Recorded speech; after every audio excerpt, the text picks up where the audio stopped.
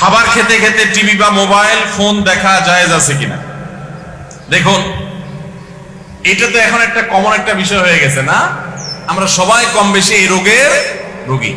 দেখুন, খাবার খেতে খেতে টেলিভিশন বা মোবাইলের স্ক্রিনে যদি হালাল কিছু দেখেন, ভালো কিছু দেখেন, তাহলে সেটা হারাম হবে না।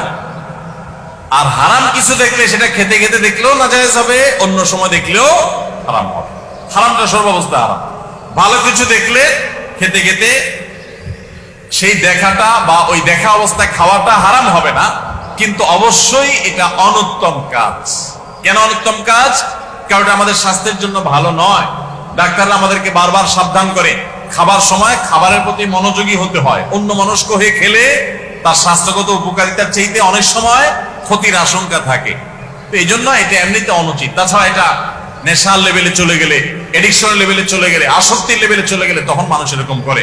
সেজন্য যথাসম্ভব এই বদ অভ্যাস থেকে আমাদের দূরে সরা উচিত।